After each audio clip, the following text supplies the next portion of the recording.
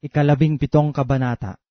Ang mga bagay na ito ay sinalita ni Jesus at sa pagtingala ng kanyang mga mata sa langit ay sinabi niya, Ama, dumating na ang oras, luwalhatiin mo ang iyong anak, upang ikaw ay luwalhatiin ng anak, gaya ng ibinigay mo sa kanya ang kapamahalaan sa lahat ng laman, upang bigyan niya ng buhay na walang hanggan, ang lahat ng ibinigay mo sa kanya.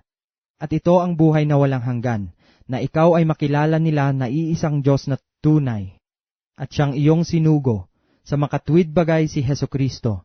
Niluwalhati kita sa lupa pagkaganap ko ng gawa na ipinagawa mo sa akin. At ngayon, Ama, luwalhatiin mo ako sa iyo rin ng kaluwalhati ang aking tinamo sa iyo bago ang sanglibutan ay naging gayon. Ipinahayag ko ang iyong pangalan sa mga tao na ibinigay mo sa akin mula sa sanglibutan. Sila'y iyo at sila'y ibinigay mo sa akin at tinupad nila ang iyong salita.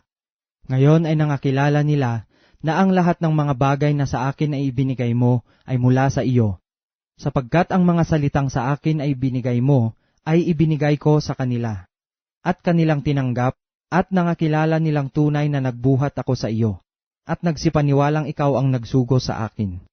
Idinadalangin ko sila, hindi ang sanglibutan ang idinadalangin ko, kundi yaong mga sa akin ay ibinigay mo, sapagkat sila'y iyo. At ang lahat ng mga bagay ay iyo, at ang mga iyo ay akin, at ako'y lumuluwalhati sa kanila. At wala na ako sa sanglibutan, at ang mga ito ay nasa sanglibutan, at ako'y paririyan sa iyo. Amang banal, ingatan mo sila sa iyong pangalan, yaong mga ibinigay mo sa akin, upang sila'y maging isa, na gaya naman natin. Samantalang ako'y sumasa kanila, ay iningatan ko sila sa iyong pangalan, yaong mga ibinigay mo sa akin. At sila'y binantayan ko, at isa man sa kanila'y walang napahamak, kundi ang anak ng kapahamakan, upang matubad ang kasulatan.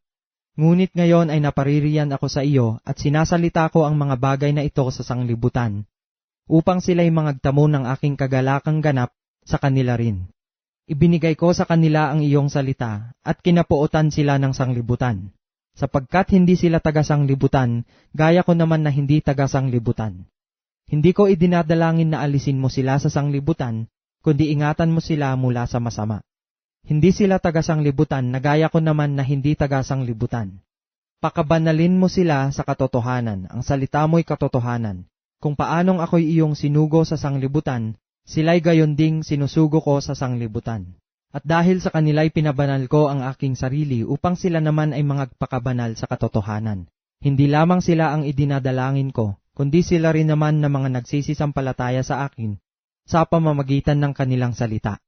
Upang silang lahat ay maging isa na gaya mo, Ama, sa akin at ako'y sa iyo, na sila na may sumaatin, upang ang sanglibutan ay sumampalataya na ako'y sinugo mo. At ang kaluwalhatiang sa aki ibinigay mo ay ibinigay ko sa kanila, upang sila'y maging isa, na gaya naman natin na iisa. Ako'y sa kanila, at ikaw ay sa akin, upang sila'y malubos sa pagkakaisa, upang makilala ng sanglibutan, na ikaw ang sa akin ay nagsugo at sila'y iyong inibig, na gaya ko na inibig mo. Ama, yaong mga ibinigay mo sa akin, ay ibig ko kung saan ako naroroon. Sila naman ay dumuong kasama ko upang makita nila ang kaluwalhatian ko, na ibinigay mo sa akin sapagkat ako'y iyong inibig, bago natatag ang sanglibutan.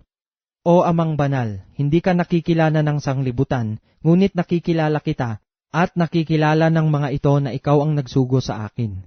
At ipinakilala ko sa kanila ang iyong pangalan at ipakikilala ko upang ang pag-ibig na sa akin ay iniibig mo ay mapasa kanila at ako'y sa kanila.